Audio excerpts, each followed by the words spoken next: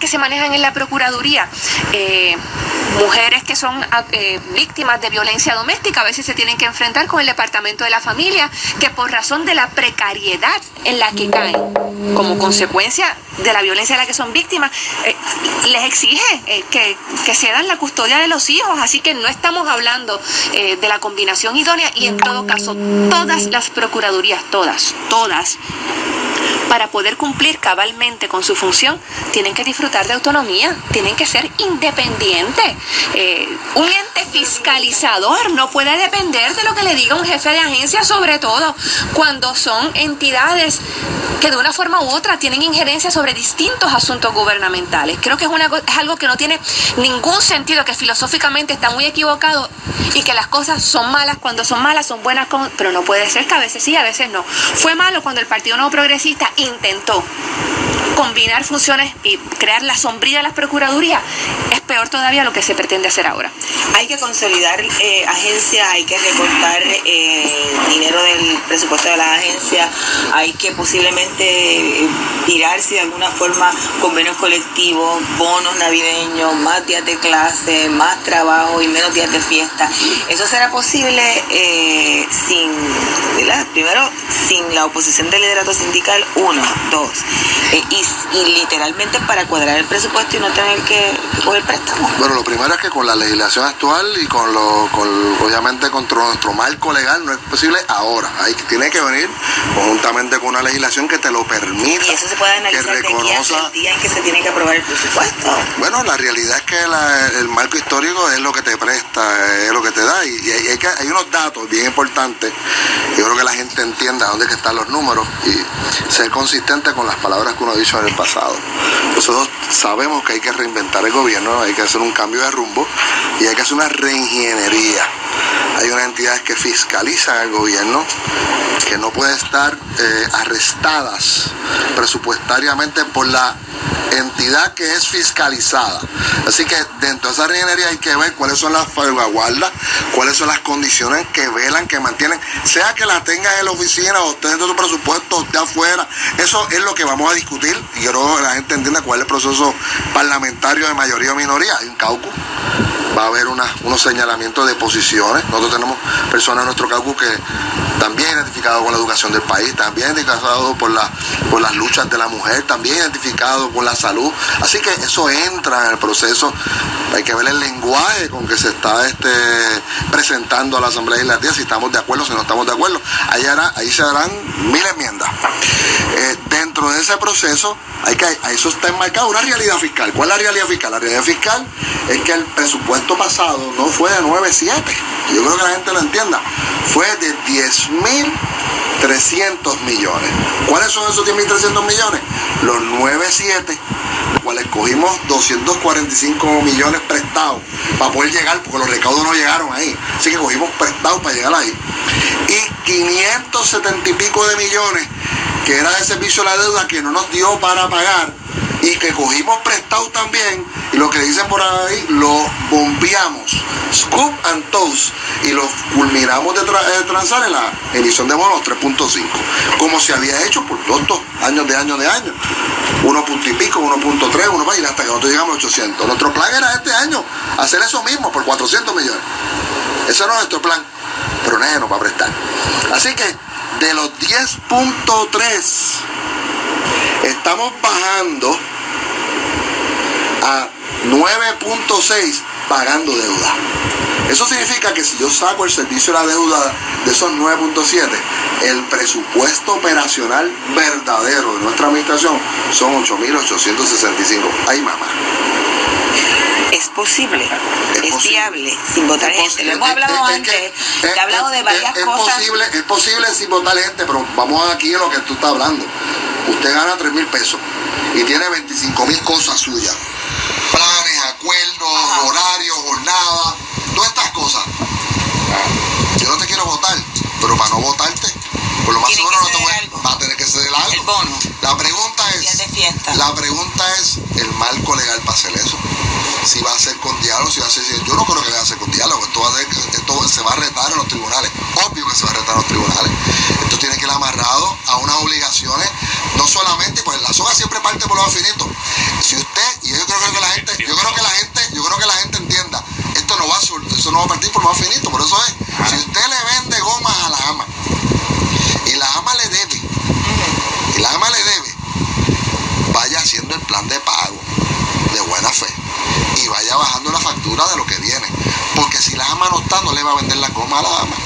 Mira qué sencillo. Si usted tiene un contrato con esta agencia que está finita de alquiler y tenía un crecimiento para el próximo año porque estaba acordado, yo te garantizo que no va a valer el aumento. Y no solamente eso, renegociar el pietaje. Si no, le vamos a buscar una facilidad del Estado para que la ocupe. O sea, esto no es tan grande. La magnitud de lo que hay que cortar son 1.400 millones si lo ven desde arriba. ¿Por qué? Porque el presupuesto solo, si tú no lo tocas, tiene aumentos automáticos de fórmula, de contrato, de acuerdo, que te suben a casi 11 billones y pico. Por eso es que yo nunca hablé de los 1.4 y he sido consistente. Yo hablaba de los 800 porque no puedo hablar de lo que no tengo para pagar. Yo tengo mi realidad. De lo que tenemos, 800 hacia abajo. De lo que vería en el aumento, si tú me preguntas por eso, me ofende. Es que la pregunta me ofende si me preguntan por lo que te iba a aumentar. Así que sí se va a hacer, pero tiene que estar bulletproof. No hubo detalle. El problema es que ayer se habló a grosso modo de que vamos a hacer esto, se va a plantear lo otro. Pero vamos a ser realistas, vamos a ser realistas. Usted lleva años en esto. De joven, ¿verdad? Pero ya, ay, qué lindo, gracias, sí, porque si no... empezó bien temprano. Sí, de estudiante. De estudiante, de high school. De high school. No, pero antes, por ejemplo, hay que ser realistas. De unos años para acá, todos hacen lo mismo. Hace unos años hacia atrás se presentaba el proyecto y ese mismo día se presentaba el proyecto acompañado con el comunicado de prensa, porque yo cubría Rosselló. Pero no con Hernández Colón porque no lo cubrí. Pero el mensaje del gobernador es el del gobernador. Fíjate que después entonces viene el detalle de los secretarios que tienen injerencia en esto, como la Secretaría de Hacienda, el directorio GP, el del Banco Rural de Fomento, obviamente el de la Junta de Planes, porque aquí estamos hablando de unos recaudos. Con eso nada más ya estamos llegando al otro cuadrito. No, pero ellos salieron allí a hablar y tendrán su momento con turnos en nuestra oficina para explicarnos esto al detalle. O sea, este es el proceso que culmine exactamente como está ahí, que le permita, son otros 20 pesos, y eso sin hablar de las obligaciones financieras, que también hay que pensarlas también, porque si no hay para pagar, no todas quizás las vamos a poder pagar. O sea que hay que analizar todo esto. Vamos a ver qué tiene que decir Tony Soto. Yo me cuestiono realmente cuántas de las cosas que se dijeron allí ayer realmente se tornarán en realidad eventualmente, porque aquí hay muchas cosas que estudiar. De verdad. Bueno, la realidad es que el presupuesto del año pasado al de este año, la diferencia son 130 millones. La distribución de esa cantidad de dinero es otra cosa. Pero el dinero no es real. O sea, el que después se coge prestado, como decía el presidente de la Comisión de Hacienda, todos los gobiernos, no aumenta todos los gobiernos reduce ficticiamente el presupuesto cuando realmente es mayor. Aquí hay que ser responsables. Todos los gobiernos han cuadrado sus presupuestos con préstamos. Pues no lo puede cuadrar. Y en oye, pero si cogieron 3.500 millones de dólares, o sea, ¿de qué estamos hablando? O sea, eso lo tienen por adelantado. La realidad es esa. Cuando tú vas a números de lo que son los ingresos del Fondo General, que sería el recaudo del Fondo General, estamos hablando de una diferencia de 130 millones de dólares. ¿Cuál es la distribución? Es otra cosa. De cuánto va de esos 9.6, 9.7 que se reciban, cuánto va el pago de deuda y cuánto va el gasto operacional del gobierno, son dos cosas diferentes. Ahora bien, cosas que el gobernador no dijo ayer, y este es el mensaje de lo que no se dijo. Él dio un mensaje de 34 páginas, que fue el que leyó anoche. Sin embargo, entrega un documento de 112 páginas, que lo entrega anoche. No ha radicado proyectos de ley todavía, por lo menos hasta anoche no lo había radicado, distinto a como se había hecho en el pasado. Y sí se sube a internet un presupuesto con todas las partidas de cada una de las dependencias del presupuesto de Puerto Rico. es muy grande lo que se pretende hacer en solo un mes.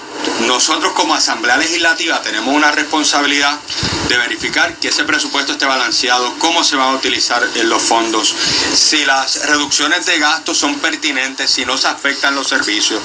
Y estamos hablando aquí de consolidación de 25 agencias o dependencias gubernamentales, 21, algunas personas mencionan 21, otras mencionan 25. En un mes se tendría que hacer eso paralelo al análisis del presupuesto para que no se afecte el inicio del presupuesto a julio 1. Esa es la realidad que tenemos. O sea, cuando tú vas entonces al detalle del documento que entregó y que no fue el que leyó, y tú vas a la página 97, tú vas a ver que te dice que las proyecciones se están basando en un crecimiento económico de 0.28%. Oye, el índice de actividad económica lleva 16 meses cayendo consecutivamente.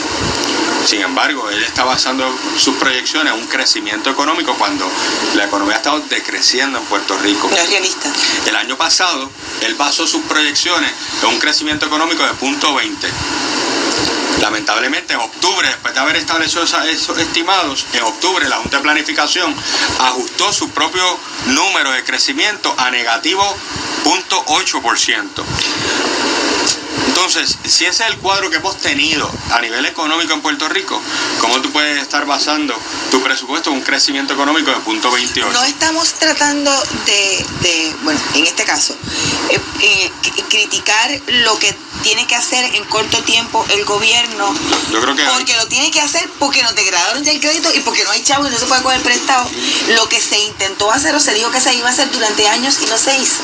Es que yo creo que hay que reducir el gasto. Lo debimos haber empezado en el presupuesto pasado y se debió haber empezado con tiempo. Y si vamos a entrar en una reorganización del gobierno, o en una reingeniería, en una consolidación, en una integración, utiliza la palabra que tú quieras, debimos haber empezado ya de antemano, desde hace mucho tiempo. Una de las cosas que hemos estado dialogando, se pudo haber evaluado. Se habla de las agencias, se habla de corporaciones públicas, pero ¿y los municipios? Es que lo primero que tenemos que evaluar es el gobierno central, ¿ok?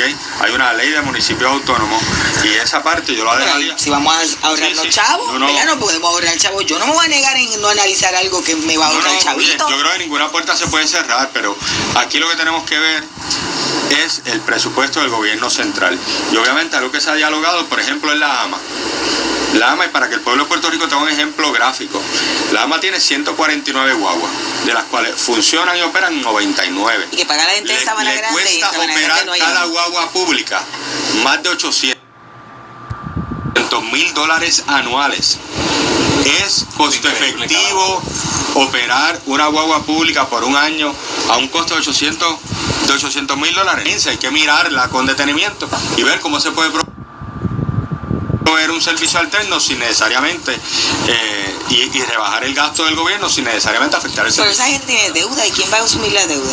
¿Se queda el gobierno con la deuda? No, pues que se vende y se vende el activo y el gobierno se queda con la deuda. María de Santiago. Yo creo que hay unas consideraciones generales que son pertinentes antes de entrar al tema de los números.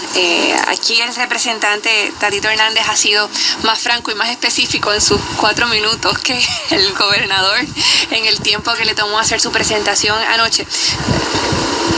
Hay un consenso en el país de que hay que reestructurar el gobierno. Claro. Hay una insatisfacción general con el funcionamiento del gobierno.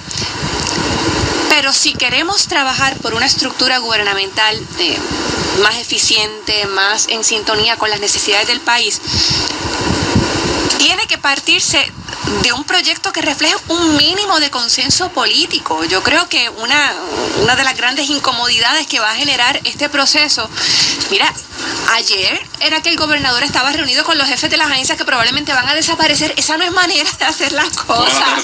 Es como que, por cierto, déjame para que te enteres de que vas a desaparecer. No puede ser.